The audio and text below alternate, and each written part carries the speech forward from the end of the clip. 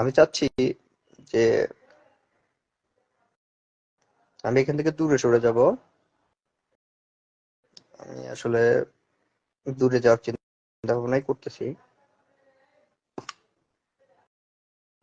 So বিশেষ করে আমার ফ্যামিলি প্লাস হচ্ছিল আমার ওয়াইফ, দুজনকে মুক্তি দেওয়ার জন্য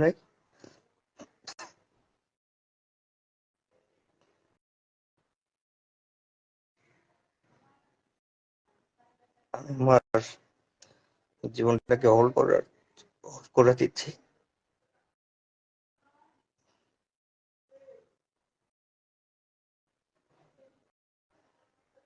আসলে আমি মনে করছি যে জীবনে সাহায্য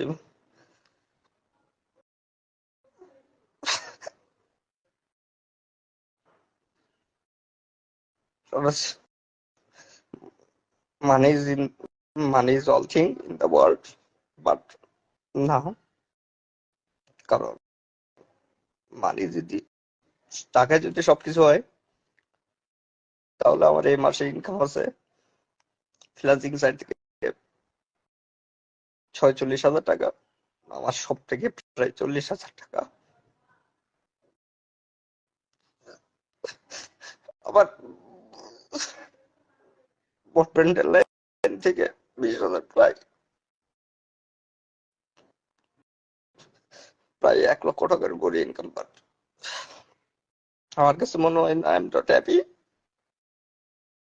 সো আমি আমার লাইফকে হোল্ড করে দিচ্ছি। সবাই ভালো থাকবেন। আমার মনে হয় আমার কাছ থেকে কেউ টাকা পায় না। আমার কাছে মনে হচ্ছে আমার কাছ থেকে কেউ টাকা পায় না। যদি কেউ টাকা পায় তা আমার আব্বু কাছ থেকে নিয়ে নিয়েন। আর আল্লাহ তাআলার কাছে একটা দোয়াই করি, আমার আব্বু আম্মুকে সান্ত্বনা দেওয়ার তৌফিক দান করুক।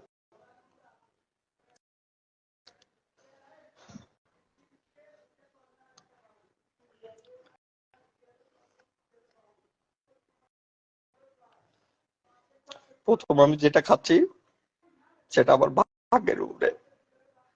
ভাগ্যের এতটাই খারাপ, আল্লাহ তাআলা আমাকে অনেক কিছু দিয়েছে, একটা সাইডে খুব খারাপ অবস্থায় রাখছে, সেই জন্য খাচ্ছি। আমি আমার লাইফটাকে শেষ করে দিচ্ছি।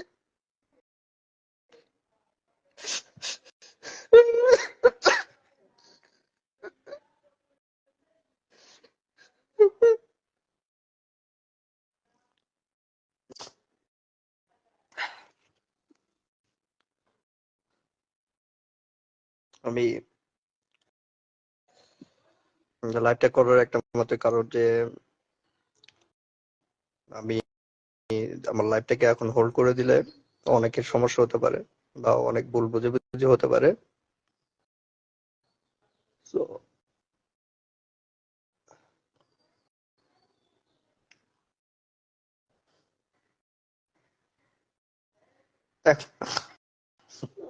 এখন এখন আমি বাড়াই গেছিলাম, আমার আম্মুর সাথে দেখা হয়েছে, আমার আব্বুর সাথে দেখা হয়েছে, আমার ভাগ্নির সাথেও দেখা করছি, বাট আমার বোনের সাথে দেখা করতে পারি নাই।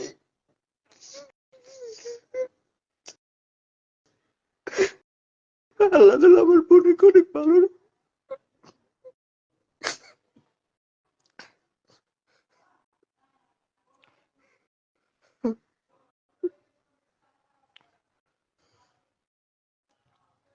সবাই ভালো থাকবেন, ভুল ত্রুটি হলে ক্ষমা করে দিবেন।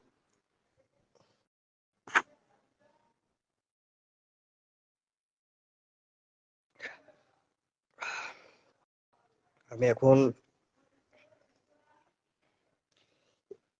অ্যালুমিনিয়াম ফসফাইড নিচ্ছি। অ্যালুমিনিয়াম ফসফাইড খাইলে কেউ কোনোদিন বাঁচে না, হাজারে একজন। আর আমার যারা শুভাকাঙ্ক্ষী আছে তাদের আমি জানাই যে আপনারা আমার ট্রিটমেন্ট নেওয়ার দরকার নাই, কারণ অ্যালুমিনিয়াম ফসফেট খাইলে কেউ কোনোদিন আর আমি সবকিছু জানি, যেহেতু আমি মেডিকেল সাইডে স্টাডি করছি, ছোটখাটো ডিপ্লোমা করা আছে। সো আমি দ্বিতীয় আরেকটি অ্যালুমিনিয়াম ফসফেট খাচ্ছি, যা আমি চাই আমার লাইফটাকে শেষ হয়ে যায়। সকাল 10টার দিকে হবে। আমার এক ভাতিজা আমাকে বলল যে বড় অব্বু এরকম যে রাসেল মানে লাইফে যা গ্যাস ট্যাবলেট খাচ্ছে, আত্মহত্যা করবে। তারপরে আমি যাই, সেখানে যাই, আমার পাড়ার সম্পর্কে ভাগনা হয়, যাই। যাওয়ার পরে মানে ওকে সে বাসার থেকে বের করা হয়, তাই গ্যাস ট্যাবলেট খাচ্ছে, মানে লালা পড়তেছে, হাসপাতালে পাঠাই। সেখান থেকে আবার মানে বগুড়ায় নিয়ে আসে, ওই হাসপাতাল তাৎক্ষণিকই বগুড়া পাঠায়। অবস্থা খুব খারাপ দেখার পরে জিয়া মেডিকেলে তাকে স্থানান্তর করা হয়। জিয়া মেডিকেলে আসার পরে সে মারা যায়, মানে বেশিক্ষণ বোধহয় আসার আধা ঘন্টার মধ্যে সে মারা গেছে। তা এখন মারা গেছে, এটাই এখন কেন কিভাবে এটা এই পর্যন্ত এখন ওই ইয়েতে আমরা খোঁজ খবরে নিতে পারিনি। তো আমি লাইভ দেখে মনে করেন যে আমার ছোটো ভাইদের বললাম যে তোমরা একটু ওখানে যাও, ওকে বের করো। তো বের করে মেডিকেল নিয়ে আসা মানে নিয়ে ভর্তি করার পরেই ও মারা গেছে।